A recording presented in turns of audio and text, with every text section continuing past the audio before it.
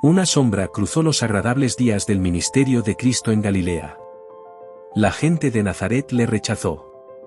Decían, ¿no es este el hijo del carpintero?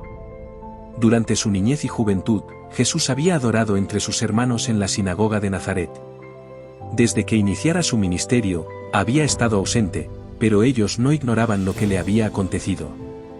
Cuando volvió a aparecer entre ellos, su interés y expectativa se avivaron en sumo grado. Allí estaban las caras familiares de aquellos a quienes conoció desde la infancia. Allí estaban su madre, sus hermanos y hermanas, y todos los ojos se dirigieron a él cuando entró en la sinagoga el sábado y ocupó su lugar entre los adoradores. En el culto regular del día, el anciano leyó de los profetas, y exhortó a la gente a esperar todavía al que había de venir, al que iba a introducir un reino glorioso y desterrar toda la opresión. Repasando la evidencia de que la venida del Mesías estaba cerca, procuró alentar a sus oyentes. Describió la gloria de su advenimiento, recalcando la idea de que aparecería a la cabeza de ejércitos para librar a Israel. Cuando un rabino estaba presente en la sinagoga, se esperaba que diese el sermón, y cualquier israelita podía hacer la lectura de los profetas. En ese sábado, se pidió a Jesús que tomase parte en el culto. Se levantó a leer. Y le fue dado el libro del profeta Isaías que decía: El Espíritu del Señor es sobre mí, por cuanto me ha ungido para dar buenas nuevas a los pobres, me ha enviado para sanar a los quebrantados de corazón, para pregonar a los cautivos libertad, y a los ciegos vista, para poner en libertad a los quebrantados, para predicar el año agradable del Señor. Y enrollando el libro, lo dio al ministro, y los ojos de todos en la sinagoga estaban fijos en él. Y todos le daban testimonio, y estaban maravillados de las palabras de gracia que salían de su boca. Jesús estaba delante de la gente como exponente vivo de las profecías concernientes a él mismo.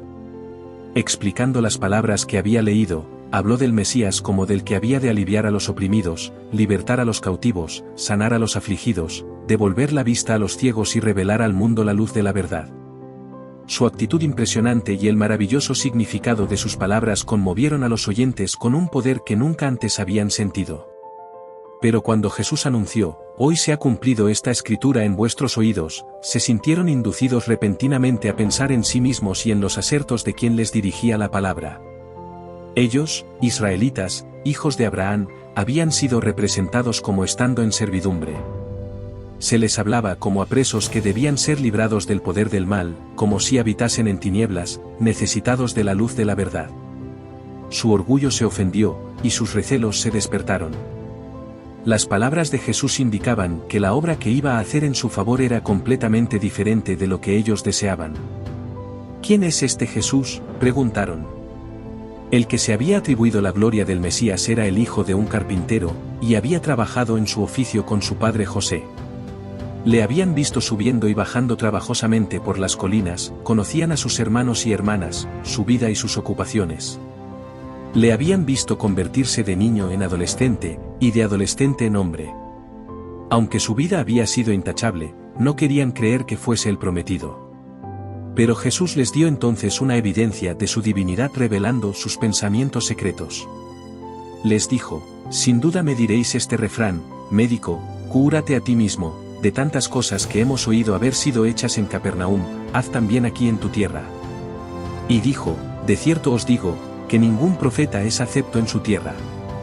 Mas en verdad os digo, que muchas viudas había en Israel en los días de Elías, cuando el cielo fue cerrado por 3 años y 6 meses, que hubo una grande hambre en toda la tierra, pero a ninguna de ellas fue enviado Elías, sino a Sarepta de Sidón, a una mujer viuda.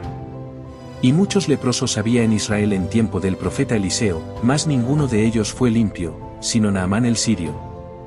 Cuando Jesús se refirió a las bendiciones dadas a los gentiles, el fiero orgullo nacional de sus oyentes despertó, y las palabras de él se ahogaron en un tumulto de voces. Esa gente se había jactado de guardar la ley, pero ahora veían ofendidos sus prejuicios. La asamblea se disolvió, y empujando a Jesús, le echó de la sinagoga y de la ciudad. Todos parecían ansiosos de matarle. Le llevaron hasta la orilla de un precipicio, con la intención de despeñarle. Gritos y maldiciones llenaban el aire. Algunos le tiraban piedras, cuando repentinamente desapareció de entre ellos. Los mensajeros celestiales que habían estado a su lado en la sinagoga estaban con él en medio de la muchedumbre enfurecida. Le resguardaron de sus enemigos y le condujeron a un lugar seguro.